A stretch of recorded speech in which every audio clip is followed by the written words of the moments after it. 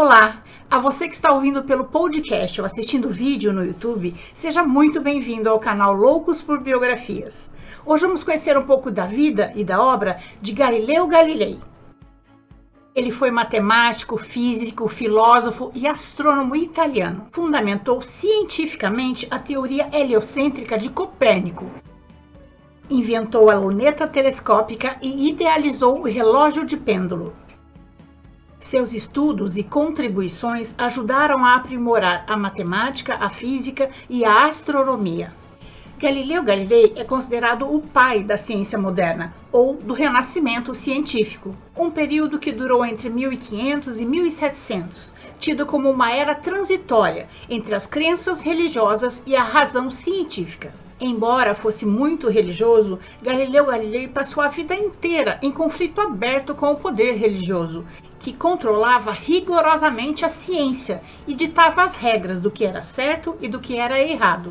Mergulhado no mundo da física e da astronomia, desmistificou lendas, negou teorias e estabeleceu novos princípios, sendo acusado de heresia pela Igreja Católica.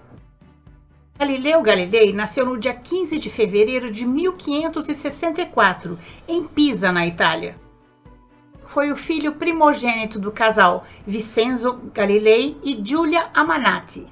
Teve 6 irmãos. O filho mais velho, naquela época na Itália, tinha que ter o nome parecido com o sobrenome, por isso Galileu Galilei. Então, se eu vivesse na Itália naquela época, poderia chamar Bárbara Barros, em vez de Tânia Barros. Ainda criança, revelou capacidades raras, tocava órgão e citara.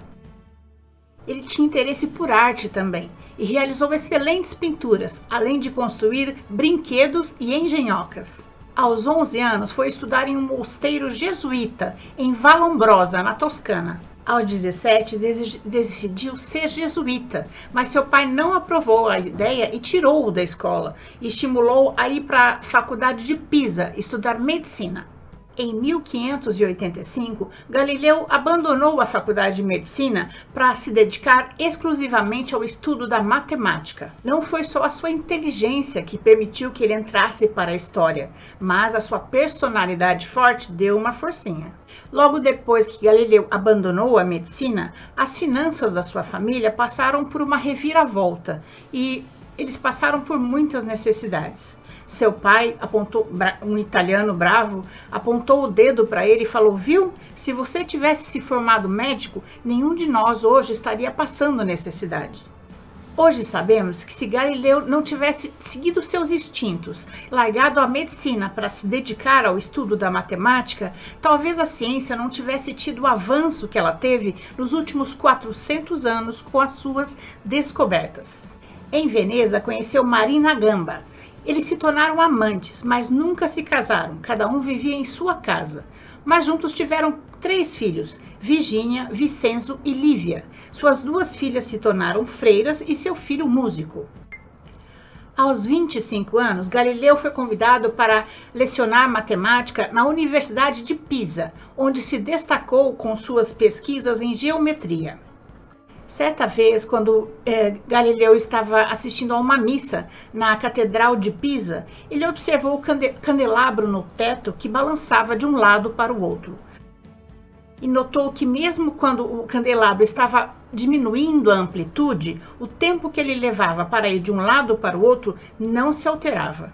Com essa simples observação, ele desenvolveu as leis que regem o movimento pendular e idealizou um relógio de pêndulo, mas a patente do relógio de pêndulo não é dele. A Universidade de Pisa tinha muita influência da igreja e os outros professores não gostavam dele porque ele não tinha um diploma universitário e porque ousava pôr em dúvida a ciência de Aristóteles. Depois de 2 anos de intrigas e disputas com os defensores de Aristóteles, Galileu perdeu o posto de professor. Em 1592, o senador de Veneza indicou Galileu para lecionar matemática na Universidade de Pádua. Ali, a igreja não tinha tanta influência. Durante os 18 anos que lecionou em Pádua, além das pesquisas em dinâmica, que resultou na sua lei do movimento, procurou resolver um importante problema militar, que consistia em prever a trajetória de uma bala de canhão. Em 1609, construiu uma luneta telescópica, que ampliava a visão 30 vezes mais do que a olho nu. Com seu telescópio, ele conseguia avistar embarcações chegando e acabou ganhando um salário vitalício da República. Fez importantes descobertas astronômicas, como a Via Láctea ser composta de milhares de estrelas. Descobriu que a Lua não era lisa como vista a olho nu, mas cheia de crateras e montanhas. As manchas solares. Os anéis de Saturno, que ele chamou de orelhas de Saturno. Vênus tinha fases crescente e minguante como a Lua. E que Júpiter também era um centro astral, e ao seu redor giravam 4 satélites. Galileu queria prestígio, queria ser reconhecido, e a família Médici era a família mais influente e rica de Florença. Então, quando ele descobriu as 4 luas de Júpiter, ele nomeou essas luas como as 4 estrelas de Médici, representando os 4 irmãos Médici. Deu certo. A partir daí, ele passou a servir a família Médici. Hoje sabemos que Júpiter tem 79 luas. As 4 identificadas por Galileu são as de maior massa. Hoje, essas 4 luas identificadas por Galileu têm outros nomes: Io, Calisto, Ganímedes e Europa, conhecidas como as 4 luas de Galileu. Em 1610, publicou o livro O Mensageiro das Estrelas. Naquela época, os livros direcionados à elite eram escritos em latim, mas Galileu publicou o livro em italiano, o que fez com que a massa pudesse conhecer as suas ideias e difundir com maior rapidez. Realizou vários estudos importantes também na mecânica, como o movimento uniforme acelerado. Descobriu que o ar é 760 vezes mais leve do que a água, mas tem peso, e naquela época os físicos achavam que o ar não tinha peso algum. Criticou abertamente a lei do movimento de Aristóteles, de quem já temos a biografia no canal, que afirmava que um corpo leve cai mais devagar que um corpo pesado. Galileu disse que 2 corpos caindo no mesmo instante, de alturas iguais, baterão no solo no mesmo tempo, mesmo se tiverem pesos diferentes. Baseado no princípio de Arquimedes, de quem já temos a biografia no canal também, Galileu demonstrou que um objeto flutuava ou afundava de acordo com o seu peso, não com a sua forma. Ao realizar tais constatações, Galileu comprovou a teoria heliocêntrica de Nicolau Copérnico, que dizia que a Terra e os outros planetas giravam ao redor do Sol, que é contra a Bíblia e o geocentrismo de Aristóteles, segundo o qual a Terra era o centro do universo e o Sol e os outros planetas giravam ao redor dela. Como a Igreja apoiava o modelo geocêntrico de Aristóteles, a teoria de Galileu foi considerada uma afronta à Igreja.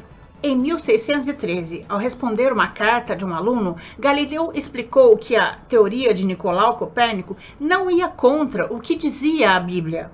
A patriarca dos Médicis também questionou que na Bíblia estava escrito que a Terra era o centro do universo.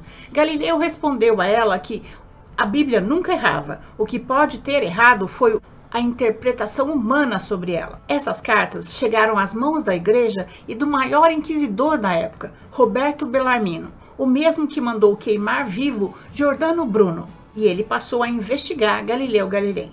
Giordano Bruno, eu vou fazer um vídeo sobre ele, mas só para entendermos melhor a história, ele dizia que o universo não era finito como se imaginava, mas sim infinito, e defendia as ideias de Nicolau Copérnico, que dizia que o Sol era o centro do universo e não a Terra, como a Bíblia dizia. E como ele foi contra os dizeres da Bíblia, foi considerado herege e queimado vivo. Nicolau Copérnico só se safou da Inquisição porque ele só divulgou suas ideias e publicou seu livro quando estava para morrer.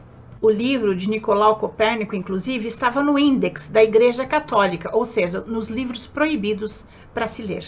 Galileu foi chamado a se justificar e foi impedido durante 7 anos de divulgar as suas ideias. Ele obedeceu para evitar maiores complicações e porque ele era muito católico. Mas, em 1632, Galileu Galilei publicou seu livro Diálogos sobre os dois principais sistemas mundiais, que comprovava a teoria heliocêntrica de Nicolau Copérnico. Com isso, ele foi convocado para ir a Roma, para ser julgado pelo Tribunal da Inquisição. Seu processo durou de 1632 a 1633. Para não ser queimado como herege, Galileu foi obrigado pelas autoridades da Inquisição que defendiam a teoria de Aristóteles, que a teoria de Nicolau Copérnico era apenas uma hipótese.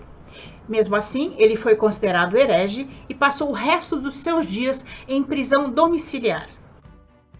Mesmo em prisão domiciliar, Galileu Galilei continuou estudando e contribuindo para a evolução da ciência. Em 1938, lançou seu livro Duas Novas Ciências, que deu embasamento para os estudos de Isaac Newton. Pouco antes de morrer, Galileu já estava quase cego, provavelmente por olhar as manchas solares sem proteção. Galileu Galilei faleceu aos 78 anos em sua casa, em Arcetri, na Itália, no dia 8 de janeiro de 1642. Coincidentemente, nesse mesmo ano, nascia um outro gênio, Sir Isaac Newton. Mesmo não tendo formação acadêmica em física, matemática, medicina, se tornou um dos maiores gênios da ciência de todos os tempos. Ele dizia que a matemática é o alfabeto com o qual Deus escreveu o universo. Mas mesmo gênios como Galileu se enganam algumas vezes. Por exemplo, ele acreditava que os cometas eram apenas miragens, que eles não existiam. Que a Lua não influenciava as marés dos oceanos. Hoje sabemos pela ciência que elas influenciam sim. Um fato um tanto estranho é que o dedo médio e um dente de Galileu estão expostos no Museu Galileu, em Florença, na Itália. Em 1992, 350 anos após a sua morte, as teorias de Galileu Galilei foram reconhecidas pela Igreja Católica. O Papa João Paulo II fez um pedido formal de desculpa pelos erros cometidos com Galileu Galilei. Usando as mesmas palavras que Galileu disse naquela época, João Paulo II disse que a interpretação dos homens com relação à Bíblia pode errar e que a razão e a ciência não devem entrar em conflito. E essa é a nossa história de hoje. Eu espero ter contribuído para que seu dia tenha momentos muito agradáveis. Se você gostou, deixe seu joinha, conheça as outras histórias que já existem no canal e se inscreva para conhecer as próximas histórias. O canal Loucos por Biografias traz novas histórias toda semana, em áudios nos podcasts e em vídeos no YouTube. Clique no sininho para ser avisado das próximas histórias. Até mais!